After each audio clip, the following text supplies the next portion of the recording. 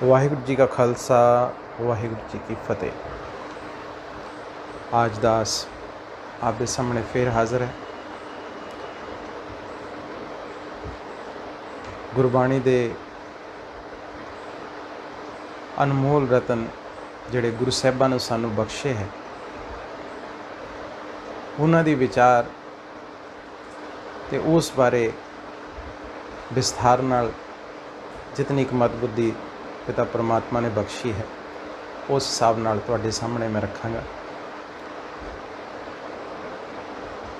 सुखमनी साहिब असी रोज़ पढ़ते हैं, उहदे विच श्लोक आउंदा एक, ज्ञान अंजन गुर दिया अज्ञान अंधेर विनाश, हर किरपा ते संत भेटिया नानक मन प्रगाश।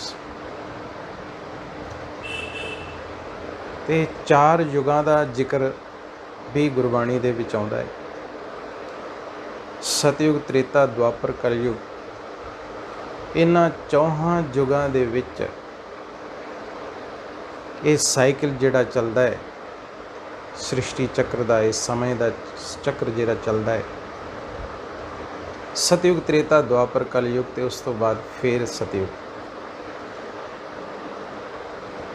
ते इस टाइम जिहड़ा टाइम चल रहा हैगा, वर्तमान समा, इस समय दे विच वो आप अकाल पुरख पिता परमात्मा सानू ज्ञान दा अंजन, अंजन कहण तो भाव सुरमा, वो ज्ञान दा अंजन, ज्ञान दी झाड़ू 10वें पातशाही फरमान कर रहे हैं, ज्ञाने की बढ़नी मनो हाथ ले। ते ये सानू बख्शिश करते हैं जिस आधार उपर असी अपने अंदर दे कमियां कमज़ोरियां नू, असी अपने अंदर दे अज्ञान नू बाहर कढ़ सकीए ते ज्ञान दे प्रकाश दे नाल सानू सोझी पै जावे कि असी करना की है ते की नहीं करना। बहुत सोहनी गल है कि वो सानू ज्ञान दा प्रकाश दे रहे हैं ते इस ज्ञान दे प्रकाश दे नाल सानू वो मनुख तो देवता बना रहे हैं। आप रोज़ पढ़ीदा है आसा जी दी वार दे विच, बलिहारी गुर अपने दिवहाड़ी सदवार, जिन मानस ते देवते किए करत ना लागी वार। ते इस टाइम वो खिन दे विच, थोड़े समय दे विच सानू ये ज्ञान दा प्रकाश दे के साडे विच दैवी गुणां दा प्रगटावा करा के वो सानू मनुख तो देवता बना रहा है। सुन के मैनू भी लग्या सी कि किस तरह हो सकता है, परंतु वो आप अकाल पुरख वर्तमान समय इस धरा दे उपर आके सानू ये ज्ञान दा प्रकाश दे रहे हैं। इस ज्ञान दे प्रकाश दे आधार ते साडे अंदर दा अज्ञानता दा अंधेरा दूर कर रहे हैं। ते वो किस तरह काम करते हैं, इसका जिक्र भी गुरबाणी दे विच जपजी साहिब दे विच आउंदा है। भावें जिक्र करके कीता है 30वीं पौड़ी दे विच, एका माई जुगत विआई तिन चेले प्रवान, तिन दी गल कीती, भावें एग्जाम्पल के तौर पर दिता है, पर इस गल नूं असी गहराई नाल समझ सकते हैं कि वो आप अकाल पुरख इस धरती ते सारे कारोबार नूं करन वास्ते जिम्मेवारियां दित्तियां है, अड अड महकमे दिते हुए है। एक संसारी, एक भंडारी, एक लाए दीवान, ते नाल गल कह रहे जिव तिस भावे तिवे चलावे।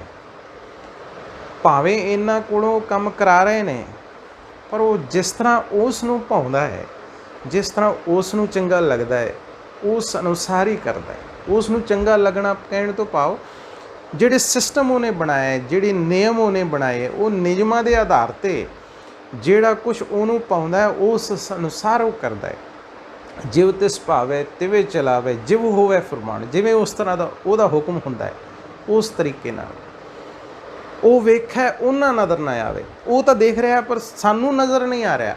हुण ये अख सानू वो प्रकाश दे नाल, ज्ञान दे प्रकाश दे नाल सानू दे रहा है, असीं भी उहनूं वेख सकीए। वो वेखै उन्हां नज़र ना आवे, बहुता ये विडाण आदेश तिसै आदेश, बलिहारी है उहदी ਆਦ ਅਨੀਲ ਅਨਾਦ ਅਨਾਹਤ ਜੁਗ ਜੁਗ ਏਕੋ ਵੇਸ। ਜੁਗਾ ਜੁਗੰਤਰਾਂ ਤੇ ਉਹ ਕੰਮ ਕਰ ਰਿਹਾ, ਸਾਰਾ ਉਹਦੇ ਹੱਥ ਦੇ ਵਿੱਚ ਹੈ। ਕਹਿਣ ਤੋਂ ਭਾਵ ਸਾਰਾ ਕੁਝ ਉਹ ਚਲਾ ਰਿਹਾ ਹੈ, ਪਰ ਉਹ ਕਰਾ ਰਿਹਾ ਹੈ। ਬ੍ਰਹਮਾ ਦੇ ਦੁਆਰਾ ਸਥਾਪਨਾ, ਵਿਸ਼ਨੂੰ ਦੇ ਦੁਆਰਾ ਪਾਲਣਾ ਤੇ ਸ਼ੰਕਰ ਦੇ ਦੁਆਰਾ ਵਿਨਾਸ਼, ਇਸ ਤਰ੍ਹਾਂ ਦਾ ਗਾਇਨ ਆਉਂਦਾ ਹੈ। ਪਰੰਤੂ ਕਰਨ ਕਰਾਉਣ ਵਾਲਾ ਉਹ ਆਪ ਹੈ।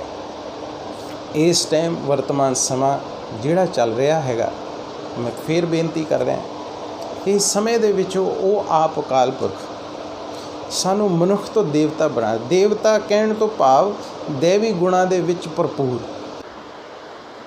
ਹੁਣ ਇਹ ਵਿਚਾਰ ਕਰਨ ਯੋਗ ਗੱਲ ਹੈ ਕਿ ਅਸੀਂ ਮਨੁੱਖ ਤੋਂ ਦੇਵਤਾ ਕਿੱਦਾਂ ਬਣਾਂਗੇ,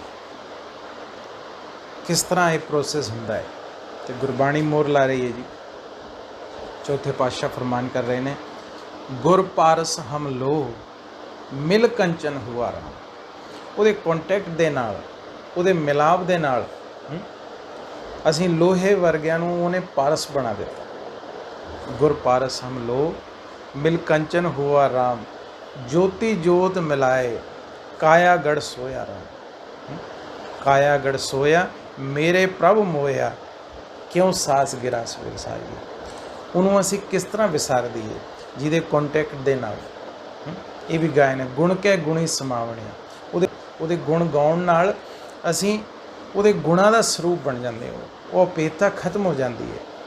ਇਸ ਤਰ੍ਹਾਂ ਹੀ ਉਹਦੇ ਸੰਪਰਕ ਦੇ ਨਾਲ, ਉਹਦੇ ਸੰਗ ਦੇ ਰੰਗ ਦੇ ਨਾਲ ਅਸੀਂ ਮਨੁੱਖ ਤੋਂ ਦੇਵਤਾ ਬਣ ਜਾਂਦੇ ਹਾਂ, ਲੋਹੇ ਤੋਂ ਪਾਰਸ ਵਰਗੇ ਬਣ ਜਾਂਦੇ।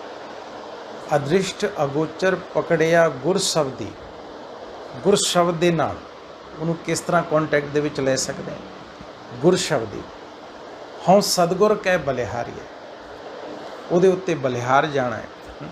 ਸਤਿਗੁਰ ਅੱਗੇ ਸੀਸ ਭੇਟ ਦਿਓ, ਜੇ ਸਤਿਗੁਰ ਸਾਚੇ ਭਾਵੈ, ਆਪੇ ਦਇਆ ਕਰਹੁ ਪ੍ਰਭ ਦਾਤੇ, ਨਾਨਕ ਅੰਕ ਸਮਾਵੇ। ਉਹਦੀ ਕਿਰਪਾ ਦੇ ਨਾਲ, ਉਹਦੇ ਕੰਟੈਕਟ ਦੇ ਨਾਲ ਅਸੀਂ ਲੋਹੇ ਤੋਂ ਕੰਚਨ, ਲੋਹੇ ਤੋਂ ਪਾਰਸ ਬਣ ਸਕਦੇ ਹਾਂ। ਉਹਦੇ ਕੰਟੈਕਟ ਦੇ ਨਾਲ ਮਨੁੱਖ ਤੋਂ ਦੇਵਤਾ ਬਣ ਸਕਦੇ ਹਾਂ। ਤੇ ਵਰਤਮਾਨ ਸਮੇਂ ਨੂੰ ਸਮਝਦੇ ਹੋਏ ਕਹਿੰਦੇ ਸਮਝਦਾਰ ਉਹੀ ਹੈ ਜਿਹੜਾ ਵਕਤ ਵਿਚਾਰੇ। ਸਮੇਂ ਨੂੰ ਵਿਚਾਰਦੇ ਹੋਏ ਅਸੀਂ ਪਰਮਾਤਮਾ ਦੇ ਡਾਇਰੈਕਸ਼ਨ ਨੂੰ, ਉਹਦੇ ਸ਼੍ਰੀਮਤ ਨੂੰ, ਉਹਦੇ ਸ੍ਰੇਸ਼ਟ ਮਤ ਨੂੰ ਆਪਣੇ ਜੀਵਨ ਦੇ ਵਿੱਚ ਧਾਰਨ ਕਰਨਾ ਹੈ, ਜਿਹੜੀ ਗੁਰਬਾਣੀ ਵੀ ਸਾਨੂੰ ਦੇ ਰਹੀ ਹੈ। ਇਸ ਆਧਾਰ 'ਤੇ ਸਾਨੂੰ ਆਪਣੇ ਜੀਵਨ ਨੂੰ ਚੰਗਾ ਤੇ ਸੋਹਣਾ ਬਣਾਉਣਾ ਹੈ। ਸੋਹਣਾ ਜੀਵਨ, ਸਾਡਾ ਜੀਵਨ ਦੂਜਿਆਂ ਵਾਸਤੇ ਸੇਧ ਬਣ ਜਾਵੇ। ਜਿਵੇਂ ਗੁਰੂਆਂ ਪੀਰਾਂ ਫਕੀਰਾਂ ਦਾ, ਸੰਤਾਂ ਮਹਾਤਮਾ ਦਾ ਜੀਵਨ ਅਸੀਂ ਦੇਖਦੇ ਹਾਂ, ਉਹਨਾਂ ਦਾ ਜੀਵਨ ਹੈ। ਅਤੇ ਅਸੀਂ ਹੁਣ ਇਸ ਗੱਲ 'ਤੇ ਜ਼ੋਰ ਲਾਉਣਾ ਹੈ, ਜੇ ਮਨੁੱਖ ਤੋਂ ਦੇਵਤਾ ਬਣਨਾ ਹੈ, ਜੇ ਸਤਿਯੁਗੀ ਦੁਨੀਆ ਦੇ ਵਿੱਚ ਜਾਣਾ ਹੈ ਅਸੀਂ, ਅਤੇ ਸਾਨੂੰ ਦੈਵੀ ਗੁਣ ਪਿਤਾ ਪਰਮਾਤਮਾ ਦੇ ਨਿਯਮਾਂ ਨੂੰ ਸਮਝ ਕੇ ਉਹਦੇ ਗਿਆਨ ਨੂੰ ਆਪਣੇ ਜੀਵਨ ਦੇ ਵਿੱਚ ਲਾਗੂ ਕਰਨਾ, ਇਹ ਵਿਸ਼ੇਸ਼ ਸਾਨੂੰ ਸ਼ਲਾਘਾ ਉਪਰਾਲਾ ਕਰਨਾ ਪੈਣਾ ਹੈ। ਇਸ ਉਪਰਾਲੇ ਤੋਂ ਬਗੈਰ ਅਸੀਂ ਜਿੱਥੇ ਕਿਹਾ ਜਾਂਦਾ ਹੈ ਸਰਵਾਈਵਲ ਆਫ ਦਾ ਫਿਟੈਸਟ, ਜਿਹੜਾ ਆਪਣੇ ਆਪ ਦੇ ਵਿੱਚ ਸਮੇਂ ਅਨੁਸਾਰ ਪਰਿਵਰਤਨ ਲਿਆਉਂਦਾ ਹੈ, ਉਹ ਸਰਵਾਈਵ ਕਰਦਾ ਹੈ। ਨਹੀਂ ਤਾਂ ਫਿਰ ਅਸੀਂ ਦੇਖਦੇ ਹਾਂ, ਇਤਿਹਾਸ ਗਵਾਹ ਹੈ, ਜਿਨ੍ਹਾਂ ਨੇ ਆਪਣੇ ਆਪ ਦੇ ਵਿੱਚ ਪਰਿਵਰਤਨ ਨਹੀਂ ਲਿਆਇਆ, ਉਹ ਅੱਜ ਹੈ ਨਹੀਂ ਗੇ ਦੁਨੀਆ ਦੇ ਵਿੱਚ। ਅਤੇ ਸਾਨੂੰ ਇਸ ਗੱਲ ਨੂੰ ਸਮਝ ਕੇ ਪਿਤਾ ਪਰਮਾਤਮਾ ਦੇ ਨਿਯਮਾਂ ਨੂੰ, ਉਹਦੀ ਸਿੱਖਿਆਵਾਂ ਨੂੰ ਆਪਣੇ ਜੀਵਨ ਦੇ ਵਿੱਚ ਲਾਗੂ ਕਰਕੇ ਆਪਣੇ ਜੀਵਨ ਨੂੰ ਉੱਚਾ ਅਤੇ ਸੁੱਚਾ ਸੋਹਣਾ ਬਣਾਉਣਾ ਹੈ। ਇਤਨੀਆਂ ਕੁ ਬੇਨਤੀਆਂ ਪ੍ਰਵਾਨ ਕਰਨੀਆਂ, ਭੁੱਲਾਂ ਚੁੱਕਾਂ ਦੀ ਖਿਮਾ। ਗੱਜ ਕੇ ਫਤਿਹ ਬੁਲਾਓ ਜੀ। ਵਾਹਿਗੁਰੂ ਜੀ ਕਾ ਖਾਲਸਾ, ਵਾਹਿਗੁਰੂ ਜੀ ਕੀ ਫਤਿਹ।